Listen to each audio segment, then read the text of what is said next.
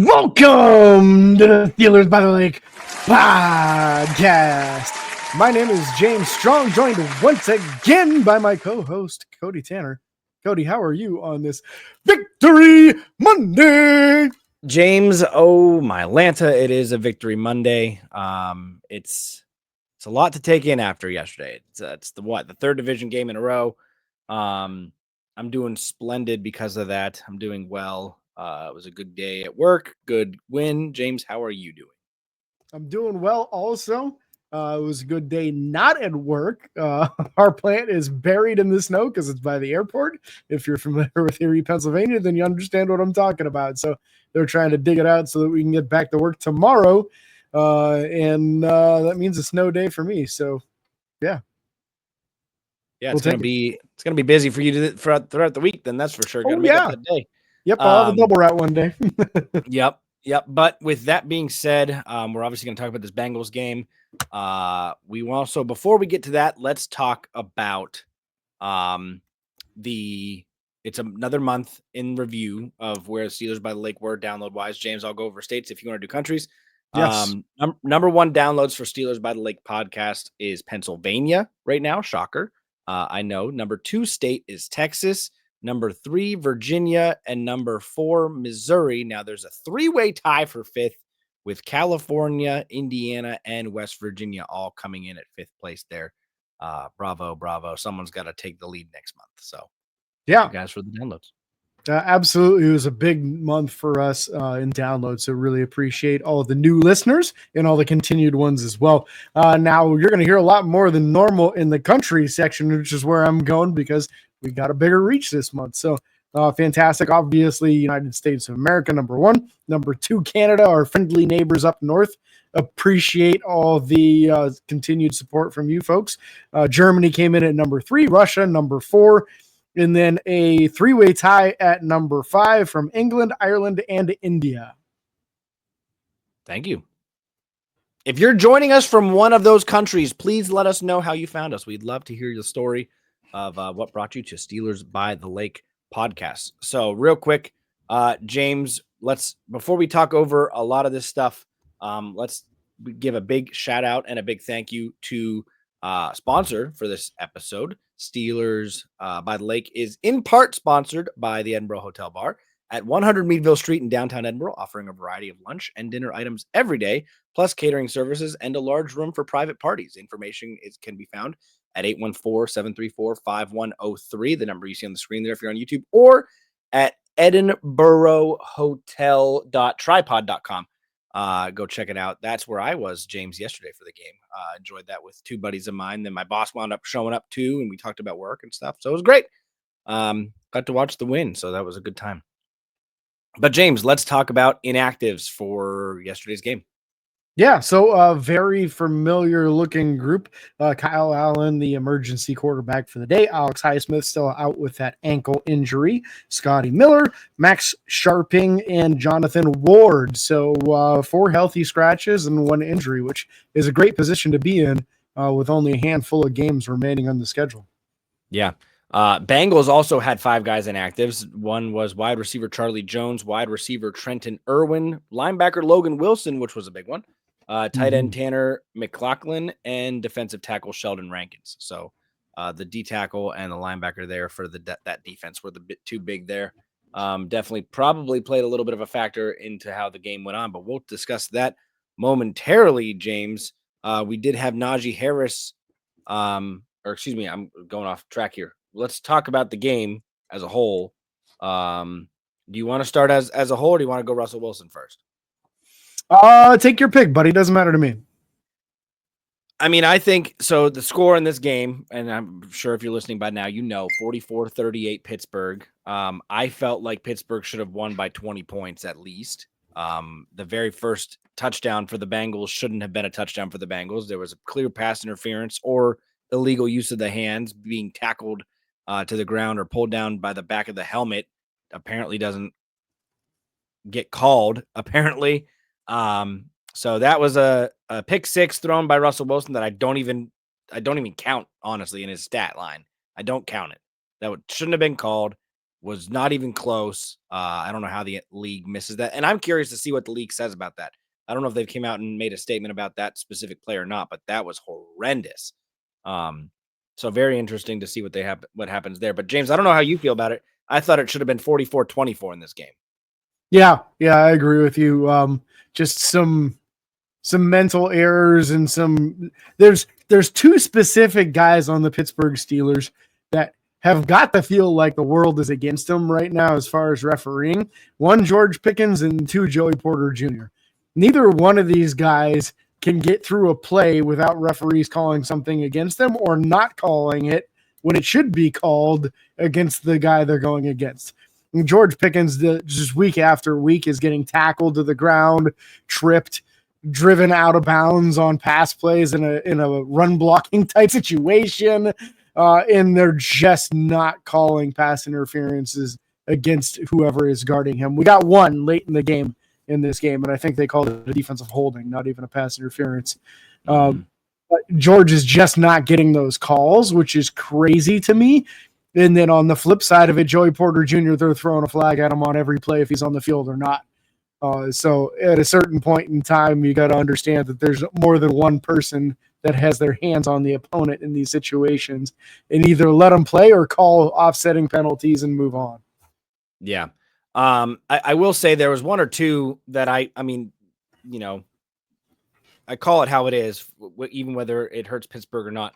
There was one or two plays where Joey Porter clearly was performing pass interference. I mean, the one play he tackled the guy in the back of the end zone before the ball was there, and it would have been uncatchable. That's my problem with that one. Yeah. So Joey Porter had a bad game. I will be honest about that, but I think some aspect of that you could argue came from the emotion, or not emotional, but like the mental strain of like, they're calling me every play. I'm going to play tough. Yeah. He's going to play his style of football. Some were good calls, and some definitely, you let the players play. I thought the unsportsmanlike conduct, the second one on George Pickens, was uncalled for. I understand the first one. He kind of dropped the ball on the player and stared over at him. I get it. But the second one where he just pointed up to the stands and did that, Josh Allen did the same thing yesterday and didn't get flagged for it. So there's an aspect of you got to be better with those play calls. The league feels that the league is out to get George Pickens. I'm curious to see if any fines or anything come down. But before we get too far into both these guys, let's go ahead and jump back to the stats and break down the players. And I just want to say real quick in Joey Porter Jr.'s defense on that one, when he tackled that guy in the back of the end zone, that ball was thrown 10 yards out of the back of the end zone. They should have called uncatchable. You can call defensive holding in that situation, but you can't call pass interference when the ball's uncatchable. So just, again, another reason why he gets he should be upset. He should be upset because did he commit a penalty? Absolutely he did. Was it pass interference? It's not possible to be pass interference if the ball's so far out of bounds it's not catchable. Yeah, that's fair. Maybe if that receiver was like another 2 feet taller, it would have been catchable. Yeah. If he's 8'5", then yeah. Sure. So Russell Wilson had his second best game in his career. Let's talk about it real quick. 29 of 38 passing the ball, 414 yards passing, 10.9 average, James. It's like they listened to the show last week when I said, hey, pass the ball because we can do it. Don't force the run. The run will come more naturally when you're passing it, in our offense specifically. 3 passing touchdowns, 1 interception. Again, I don't even credit it to him because I thought it was bull crap. And then sacked only twice this week for -4 yards. Phenomenal game from Russell. He also had 3 carries for 3 yards. I think one of those came in a victory formation, 1 or 2 maybe. So yeah, overall phenomenal performance from Russell Wilson. I thought he had some good balls. I thought his accuracy was on point. Even some plays were dropped. Like Van Jefferson dropped an out route that hit him right in the hands. Najee and Pat, I think, both dropped one that hit him right in the hands. So it could have been an even better game for him. But 414 yards. I don't know the last time a Steelers quarterback threw for that many yards, but the offense as a whole hasn't put up this many yards since 2018, they said? Yeah, it's been a long time. Long time. I got to come to Najee's defense. He caught all 6 targets, so it wasn't him that had one of the drops. Najee. It was Pat. It wasn't Najee, but I'm sure there were a couple of them, no doubt. But what a day for Russ. This is something that we just almost take for granted isn't going to happen anymore as Steelers fans. Since 2 or 3 years before Ben retired, we haven't seen a quarterback that's been able to throw for 400 yards on that Steelers field in a Steelers uniform. It just hasn't happened, man. So Russ just felt like he could do no wrong almost in this game, other than a few times where the one knock on Russ is that when he gets under pressure, sometimes he scrambles into it instead of scrambling out of it. He Both looks a little bit. that. Yeah, a couple of times he looked like he wasn't really sure exactly where to go in the pocket when it started breaking down on him. But honestly, if that's my biggest criticism, and a day where he throws for 414 yards, holy crap, man! I mean, he set a record for himself and how much he'd thrown in the first half of the game. It was like 257 yards he threw in the first half, just in the first half. I mean, how many times this season would we have been happy with 257 yards passing in an entire game? Yeah. And he did it in the first half. Yep. Just, yeah, what a game from Russ, man. Just very, very accurate throughout the day. Spread it all over, too. Completed it to how many different guys in this game? It was like, God, it looks like 10 guys probably caught a pass from him. He even got some completions to Michael Pruitt and looked good doing so. Exactly 10, by the way, and not one of those guys was named Mike Williams. Yeah, and he was on the field. He was on the field, but he played. Hey. He did post to his Instagram a picture of him celebrating Pat Fryer's touchdown and said, "F it, we winning." So he's not concerned about his lack of involvement so far. He's enjoying the win. He's enjoying the team mentality, and in my mind, that is the strength of Mike Tomlin. That is the strength that he creates, that environment where, hey, we're about winning, we're about team. They can celebrate together. Sure, like players like George get frustrated when they're not involved, but that's because they know that when they get involved is when we're winning. And so I understand some aspects of George's frustration when he's not as involved in the plays as other guys. But again, just a phenomenal game from Russell. And just like you said, the first half stats alone, we would have loved to have seen in the past 2-3 years as a whole game rushing or passing attack. And then the rushing, we still had over 100 yards rushing.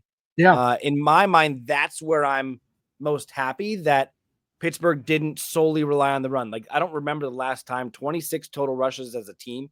I'm so happy we didn't get to 30 or 40 because it just, don't get me wrong, the rushing was there, but it was there because of the threat that we created with the passing game. Players weren't able to get up in the box. Players weren't able to think of what we were doing. Now, one Bengals defender did say we didn't do anything special. I can't remember which one it was. So I'm assuming they were probably calling the plays or we were calling predictable plays like we've been called to do in the past. But at least we were executing them and they weren't able to stop us. So 44 points is definitely by far the most we've had all year. And again, this was one of those games where we've scored a touchdown in every single quarter. And I love to see that. Two touchdowns in the second quarter to be exact. And honestly, that's a pretty bad indication for how talented their defense is. If we didn't do anything special and still put 44 up on them, that just means they're one of the worst defenses in the history of mankind. So which they are. That's more incriminating on them than it is on us for less creative offensive game plan or something like that. We really got to give Najee Harris credit in this game. He ran like a man that was scared to get tackled. Like, if he went to the ground, he was going to get burned by lava. The ground was lava or something, you know? He just refused to go to the ground. I thought it was incredible how hard he ran, how many tackles he broke, how many yards after contact. Just an awesome, awesome game by Najee and a fun, lighthearted moment after the game. Did you see the interview he had where he talked about having too many sweets on Thanksgiving Day? Oh, that's the one. I think that's the one I sent you on TikTok that I saw today while I was at work. That was hilarious. So on one of the early drives in the game, if anyone hasn't seen this, I can attempt to pull it up. He was asked about how he seemed gassed or out of energy, or I don't remember the terminology that the reporter asked him, but hey, on that drive, you seemed like you needed to take a break. And Yeah, we were worried he was why injured, was right? that? We were very worried he was injured. Yeah. Yeah, And because so and to be fair on that drive, every play went to him except for one like 5 or 6 yard pass to Pat Fryermuth. So yeah, yep. so he was And just so getting used and abused. he had Thanksgiving at Pat Fryermuth's place, and apparently Pat's girlfriend made some good cooking. So let's go ahead and see what he said here.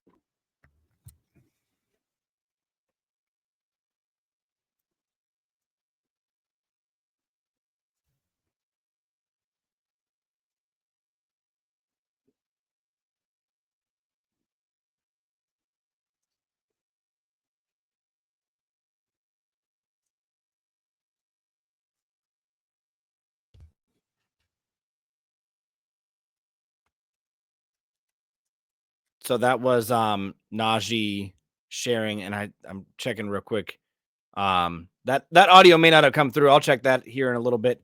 But Najee Harris blamed Thanksgiving dish from Pat Fryermuth's girlfriend on on his reason for being gassed a little bit. He said he got some orders and he was okay. If you're watching on YouTube, you at least got to see the video. Um, so that was funny, Najee answering that question. But Najee, like you said, 16 carries for 75 yards, Incredible. a 4.7 average and the one touchdown. The 20-yard rush that it was his long. I mean, he had two nice little jukes in there and was just running hard, man. And I love to see him do that. Cordell Patterson got involved, 3 carries for 16 yards. Jaylen Warren 3 for 9. Very light load for Jaylen Warren in the rushing game, actually in all aspects except for receiving. Justin Fields 1 rush for 7. James, we'll get to that more in a second. And then Russell Wilson 3 for 3. So go ahead, break it down. Let's give praise where it's deserved. So it's kind of fast forwarding to the end of the game, but when the end of the game comes and you're on that final drive and you're trying to just kill the clock and get that necessary first down, when you see Justin Fields come onto the field, you know that it's 90% chance of a run play, right? The defense knows it. The offense knows it. Everybody in the stadium, everybody watching on TV knows that that's probably what it is. They run the option and the entire defense bites on it, which I don't know how you do that with Justin Fields out there, but they did.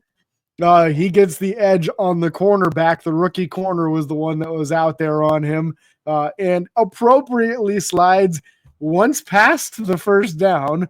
So fantastic job. Very proud of you, Justin.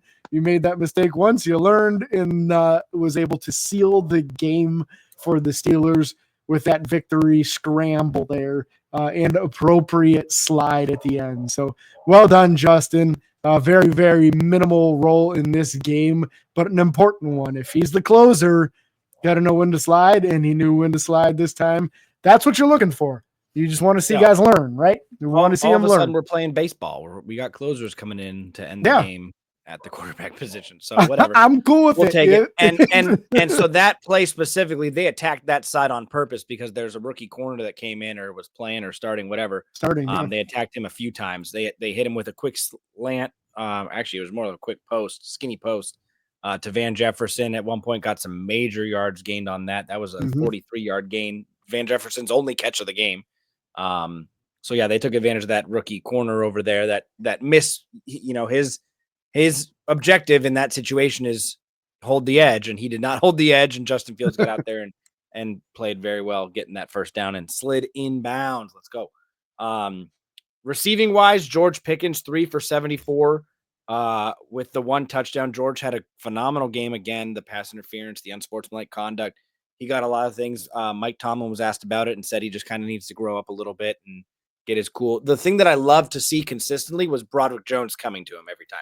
Now, Broderick and him were teammates at Georgia, for those of you that don't know. And so, he's saying that you're my guy. Like, you're here. Like, you're better than them. Stay in your head. Like, whatever Broderick was saying was definitely helping because we didn't see an outburst. We saw frustration, and rightfully so, but we didn't see outbursts. We also saw Mike Tomlin come over at one point and pull George in and pat him on the back and talk to him in his ear. And, probably just a lot of support in those situations because hey, you're frustrated. I know, I understand.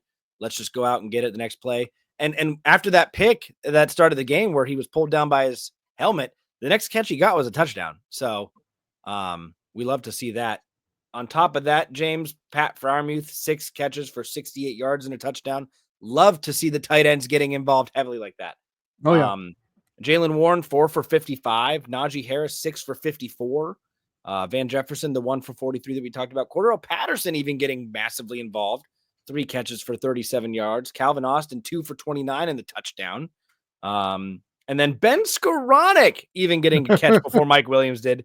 Skoranek, 1 catch, 23 yards. Michael Pruitt, 2 for 21. And Darnell Washington, 1 for 10. Those tight ends accounted for 9 catches for what appears in my books to be 99 yards. 99 yards out of just the tight end room. That is phenomenal. Yeah, that's important. That's what's supposed to be happening, right? That's supposed to be a big part of this offense. It is now officially a big part of this offense, and it is a big part of why this is working. I love it. Every time they throw to Darnell, I love how he just looks for somebody to run over. He lowers that shoulder. The first guy never brings him to the ground, and he always gets like another 3 to 5 yards afterwards. And dang near every time gets the first down too. So I love what you get out of him. And Pruitt looking nowhere near what his age is, right? Isn't he like 29 or 31 or I feel like he's in the upper 20 to lower 30 range as far as his age. But looks like a guy who moves around pretty well in the open field and a well-built dude too. So 32. Yeah. You don't play like a 32-year-old. So and they utilized him. And I will say this, James, I do firmly believe that there are more talented people in the NFL than anyone understands. Yeah. There are people that are backups or that are practice squad players on some teams that could come out and make a name for themselves if they were given the chance or if they were on a different team. Sometimes the people you have on your practice squad are better than people have on their active roster, but you just don't know that. Game situations happen. Michael Pruitt's coming out and saying, hey, I should have been used more my entire career. I can catch the ball. And who knows how he was misused or where his career led him here. But I love the fact that he's getting involved. Darnell Washington needs to be more involved than 1 catch for 10 yards. I mean, Darnell, every red zone, you need to put Darnell on one side and George on the other. I mean, it's you have your option. And they're going to have to double it, which is going to open up the middle of the field to be able to run the ball. Najee Harris, whatever you need. Yeah, they won't be able to put 9 in the box because they'll have to double these guys on the outside. And that's what you want. That's how you get successful short yardage run plays. Arthur Smith, if you do this next week after listening here, I expect a shout out in like the post game interview or something, like just something. Steelers by the Lake, Cody Tanner, whatever you want to say. But overall, offensive line played well. I thought we didn't see a lot of holding. We didn't see a lot of any kind of issues. I think we might have had 1 false start at one point, and I don't even remember who it was on because I just didn't care at that point. But the team was playing very well. Again, I think my biggest shout out. Oh, we did have Zach Frazier getting real excited on a couple plays and running downfield before the pass was thrown, so he got a legal man downfield a couple times. But that's a learning process. That's one that he's just. I think college football plays a little different. He could probably get down there a little faster in college. He's just got to slow down, make sure we let the play progress in NFL. And wait till the pass is thrown to get downfield. Other than that, my biggest excitement was the Broderick going to George Pickens' mental and emotional aid throughout the game. So I feel like the last month we're seeing the maturation of Broderick Jones. He's gone from being very clearly the worst offensive lineman on the group to being a solid contributor every week. He's not getting beat in pass protection. He's destroying people and run blocking. And now also the emotional support teammate. So it's really awesome what we're seeing. It makes me a little bit more optimistic of the idea of him moving to the left side next year and letting Dan Moore leave in free agency. So hopefully he gets an opportunity to play on the left side this season before it's over. Hopefully Troy Fautanu can come back with a game or 2 left in the regular season here.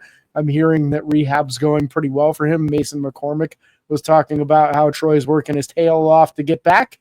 So hopefully that's something that we see in the mix in the next couple of weeks here.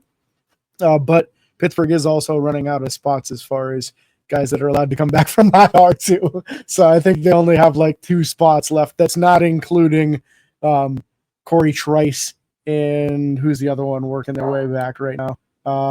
Montravius Adams. Montravius Adams. Those two are both into the mix already, into the number.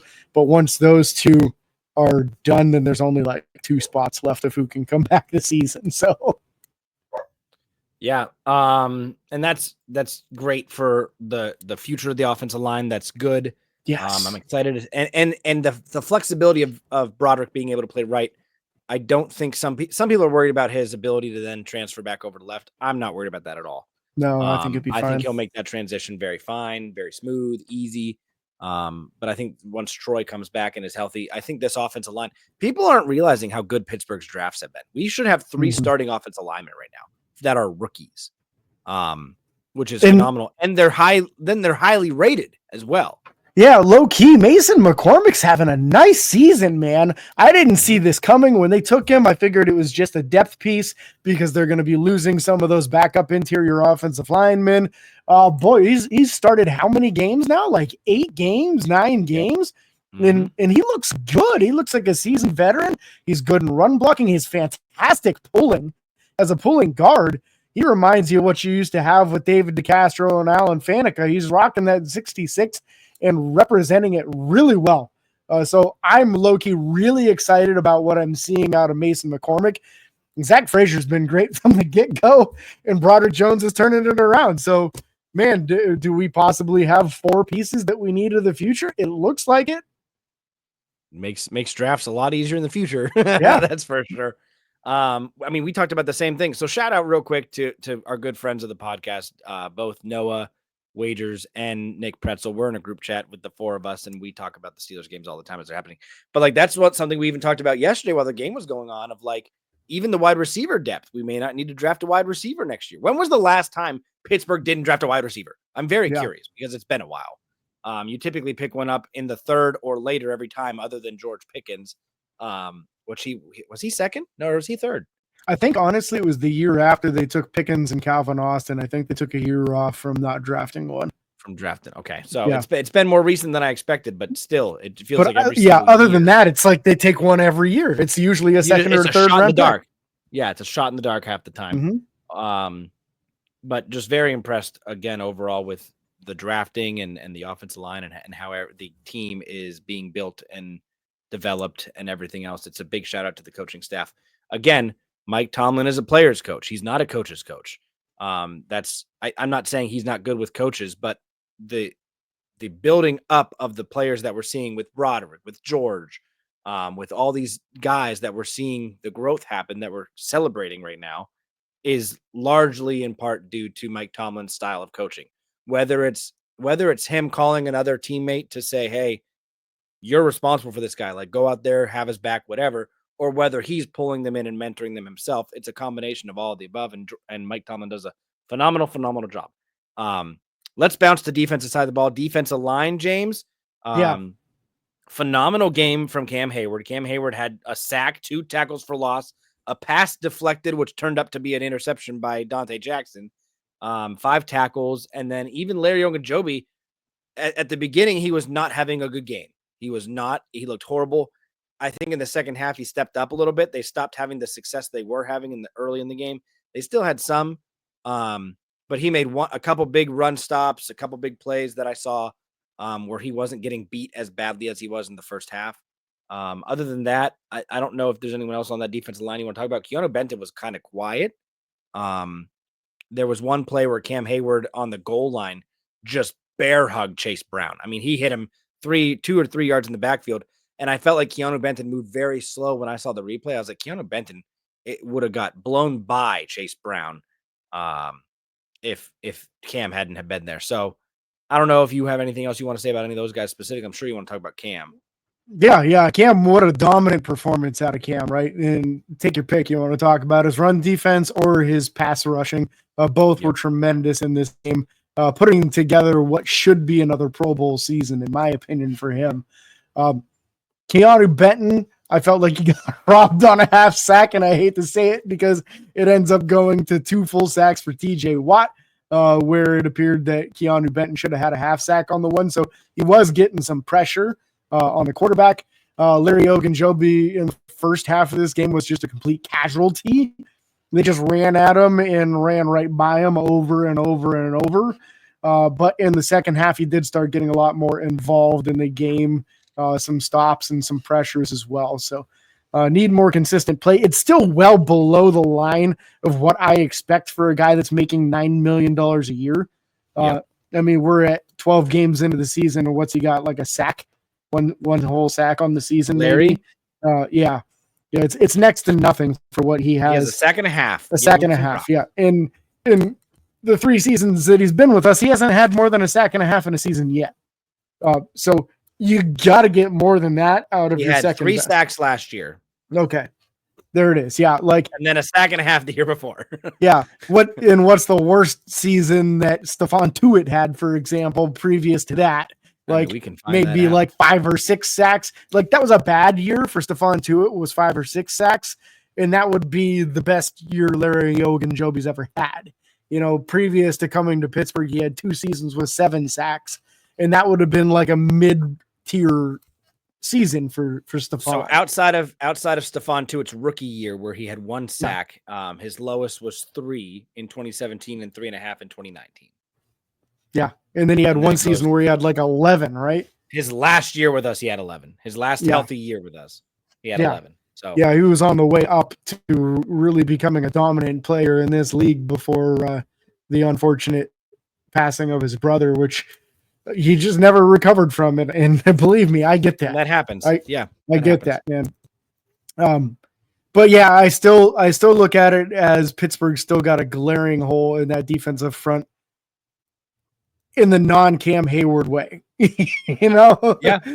There's even on one of the touchdown runs, they ran right at Isaiah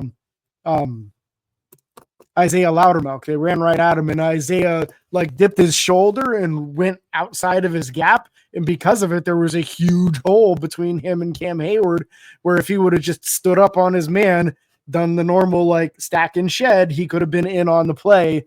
But he beat his guy, but by beating his guy, he created a massive hole. So you need guys those battles isn't a win. Yeah. You got to stack and shed in that situation. You can't just guess, because if you guess wrong, then you give up a touchdown. So we're still missing that number 2 defensive lineman. And I do think Keanu Benton can be that. Larry Ogunjobi at his age, it's not going to just magically happen. But man, what a game from Cam, at least, huh? Yeah, great game from Cam. On the linebacker side of the ball, we'll go inside first. Patrick Queen, I thought, had a bad game, in my opinion, but he stacked up some tackles. He stacked up some numbers. He still hasn't been that dominant guy that we expected him to be in the passing game. He hasn't made any kind of crazy interceptions or batted the ball down. I feel like he's always getting beat just by a step or two. I understood last week because of the snow, but this week there's kind of no excuse to get beat by somebody that you're supposed to be manned up with. And we expect you to be able to perform with these tight ends and these running backs. And I just feel like it didn't happen with him.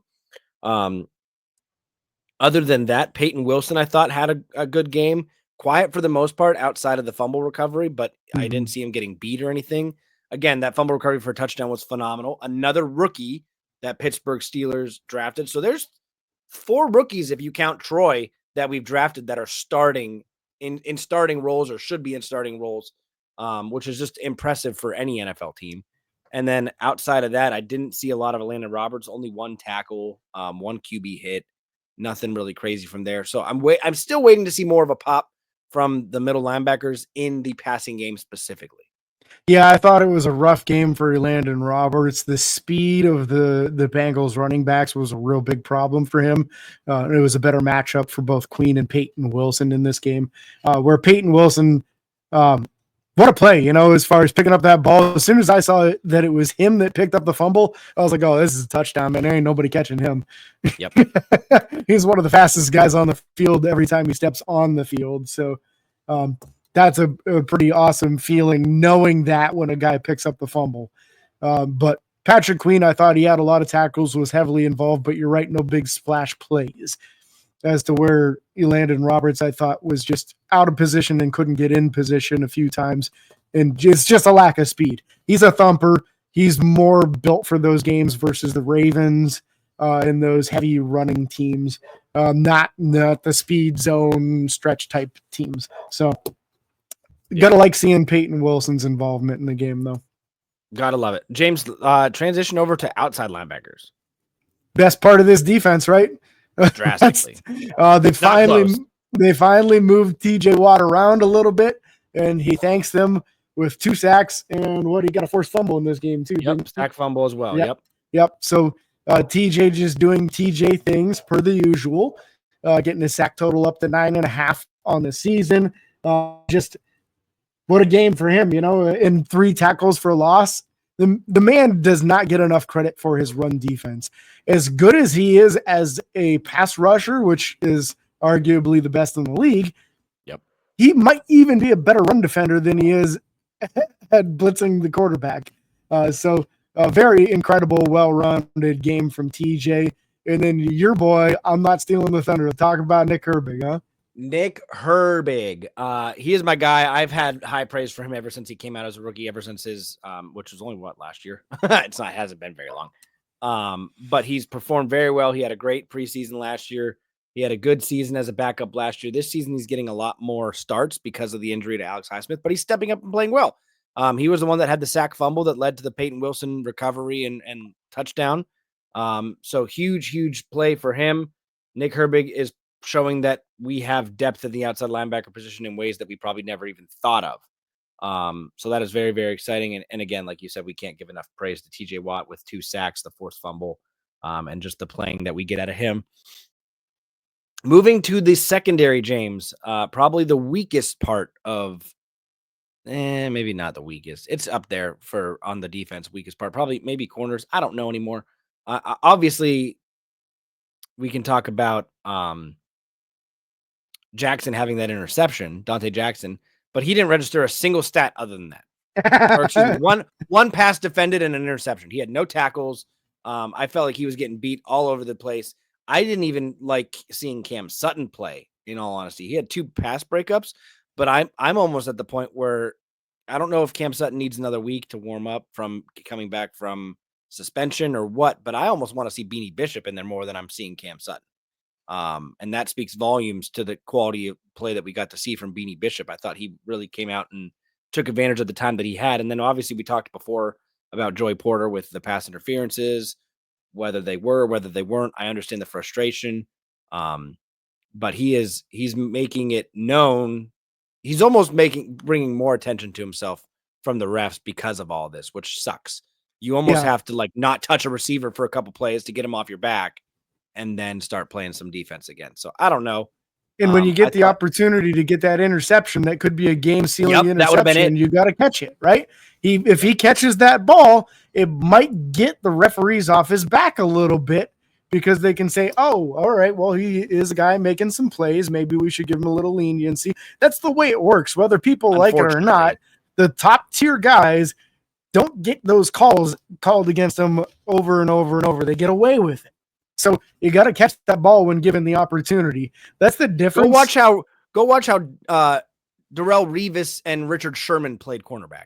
Yeah, they're very grabby. They're always grabbing guys. Top corners always do. It's just whether or not you're getting called for it.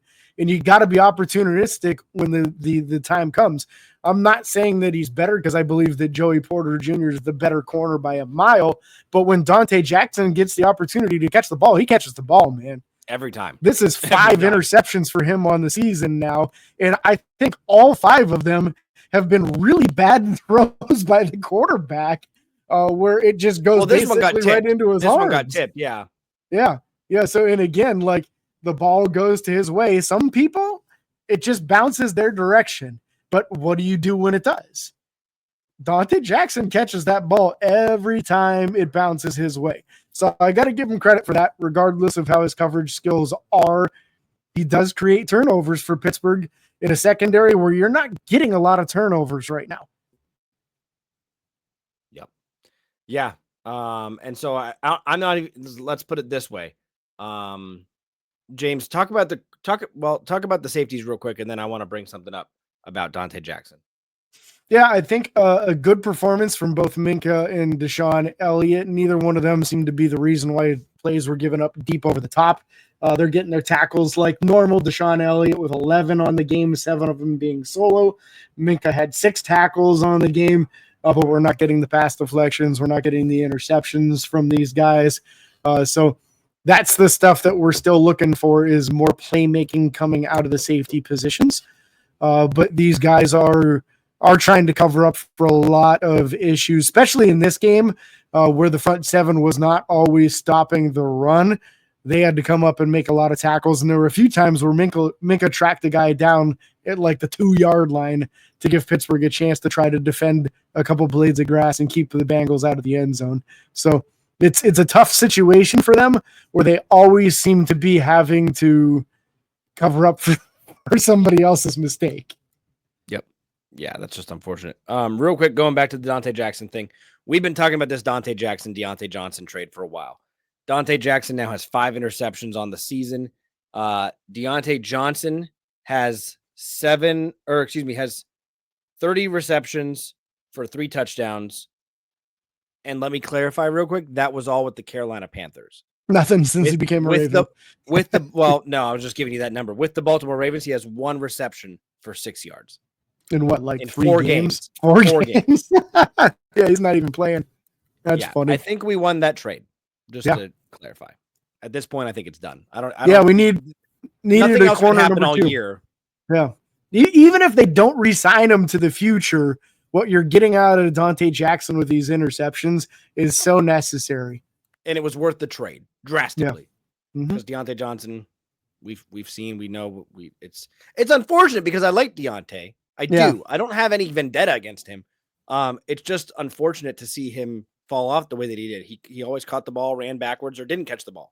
And so just unfortunate to see with that. James, do you want to move to special teams? Yeah, and that did create the opportunity for more playing time for Calvin Austin III, who is taking advantage of it and possibly kind of gripping on to that number 2 role. So outside of the concussion protocol he's under right now because of 2 nasty hits, which sucks. Yeah, but what are you going to do about that? Yeah. Dante Jackson, like we said, 1 interception, 11 yards. Kick return, Cordero Patterson had 1 for 21. Jalen Warren had 1 for 15. Not a whole lot of burst in the kick or punt return. No punt returns. Boswell, 3 of 4 for field goals. Unfortunately, he did miss the 1. And then 5 for 5 on extra points. We love to see that. And then Corliss Waitman, 1 punt for 38 yards. Nothing too crazy there. Kind of a bad punt, but again, didn't punt very often and didn't have any turnover on downs. That's huge. And that punt was down at like the 10-yard line, so it was a good punt. You know, you can't get a whole lot more than that. Into Chris Boswell's defense, the missed kick was blocked. Correct. So I hate that. He kind of didn't miss it, but you know, it is what it is. We know it would have gone in. It's fine. Yeah, it would have. That was Loudermilk got just absolutely bum rushed. They were overloading one side, and that's what they did. They overloaded Loudermilk's side and knocked him over, and then got the easy block. They tried doing it later to Cam's side and did not knock Cam over. Yep. So real quick, James, let's do a breakdown of at this point in the year, both Russell Wilson and Justin Fields have played in 6 games, correct? It's 6 is the number we're looking at. They both started 6 games. Yes. They both started 6 games. With that being said, and my numbers are off here with some of this, and that's fine. Actually, no, they're not. Justin Fields has 1,100 yards on the season, 1,106. Russell Wilson has 1,626. So Russell is doing a better job of passing in that aspect. Touchdowns, Russell Wilson has 10 to Justin Fields 5, so he's doubled them there. And then 3 interceptions to 1 interception. I quite frankly think that should be 2 because of the one we talked about. So if you look at that, it's literally Russell Wilson is to some extent doubling the output of what Justin Fields was doing. Again, I'll come to Justin Fields' defense and saying that the play calling has been different under Russell Wilson. I think that's a confidence thing that they have in Russell. I get that. But James, these guys, their accuracy is almost exactly the same, or it is exactly the same. Yeah, both of them with a 65.8% completion, which just means that Russell's throwing it further down the field, hitting guys in stride more frequently. to take advantage of it. And it's obvious with that moon ball, right? He's hitting people on those deep plays where we were not completing a lot of those passes with Justin Fields, unfortunately. Yards per game is not a real accurate thing here. It's showing 270 yards per game versus 122, but that's also including the 3 games that Fields has come in with just doing a couple snaps here and there. So that's not exactly true, but you're looking at 50% more yards through the air with Russell Wilson starting. So, props to Mike Tomlin. The team was 4-2, and he made the change, and here we are sitting at 9-3 now. So it was a good move, but the mission's not complete, right? Nope. We still got 5 more games to go. You got the Browns coming up this week. Got to finish the job. You could still end up in the number 2 or maybe even the number 1 position in the AFC, but you got to close it out here. Yeah. And I mean, as Kobe Bryant would say, job's not finished yet. Job finished. Mm-hmm. Job's not finished. Job's not finished. So it's not. It is big props to Mike Tomlin on making that switch. Ironically enough, the longest pass completed for Russell Wilson is 46. The longest pass completed for Justin Fields is 55.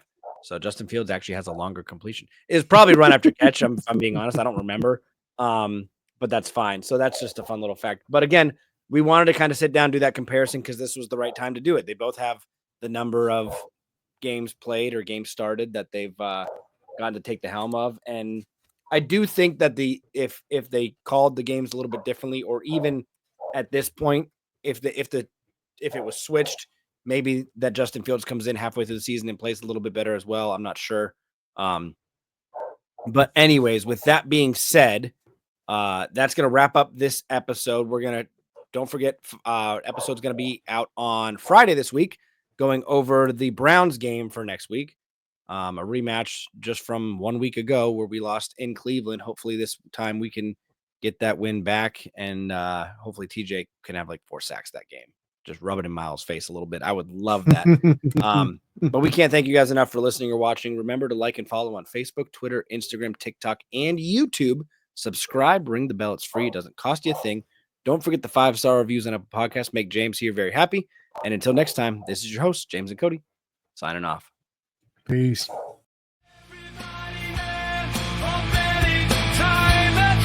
Steelers.